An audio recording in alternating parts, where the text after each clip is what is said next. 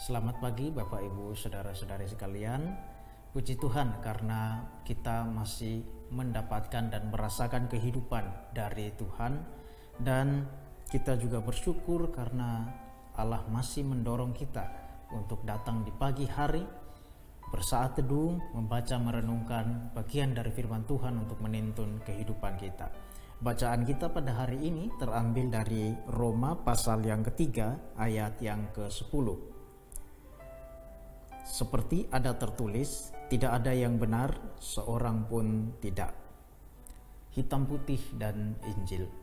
Bapak Ibu Saudara-saudari sekalian, pernahkah kita mendengar ada ungkapan semua manusia pasti memiliki kesalahan, atau manusia itu tempatnya salah?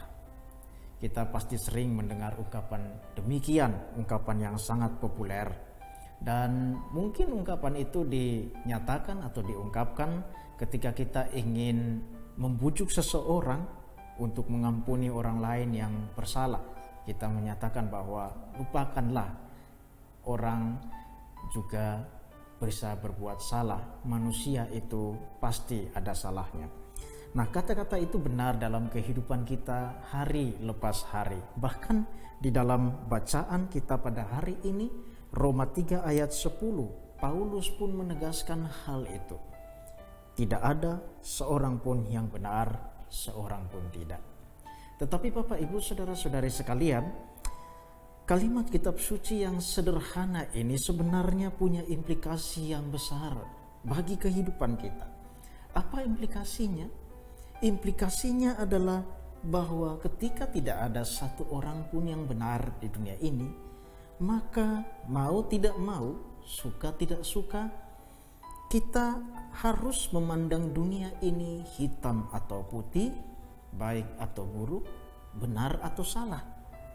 Tidak ada posisi di antara keduanya. Ketika Paulus menulis ayat yang ke-10 ini, Paulus ingin mengarahkan kita, orang yang membaca suratnya ini, untuk melihat realita dunia, realita manusia yang sesungguhnya dari kacamata Tuhan. Apakah dengan kita melihat dunia seperti itu, melihat sesama manusia hitam putih, baik benar, buruk, dengan cara itu kita menghakimi atau serba menyalahkan orang lain? Tidak. Justru Paulus ingin agar setiap orang yang menyadari bahwa dirinya tidak benar di hadapan Allah, setiap orang yang menyadari bahwa orang lain juga tidak benar di hadapan Allah, kita sama-sama tidak benar di hadapan Allah. Paulus ingin agar dengan adanya kesadaran itu, orang-orang melihat betapa mereka membutuhkan Kristus, membutuhkan Injil yang menjadikan manusia benar di hadapan Allah. Ketika kita melihat orang yang melakukan kesalahan, dan ketika kita sudah menyatakan secara terus terang kesalahannya, atau bahkan ketika kita sendiri yang melakukan kesalahan, apakah kita mengarahkan orang lain itu atau mengarahkan diri kita kepada kesadaran, kepada keterbukaan untuk dikoreksi, kepada solusi, bahkan kepada Injil yang membenarkan? Kesalahan kita atau kesalahan orang lain membuktikan bahwa kita semua masih dipengaruhi oleh dosa.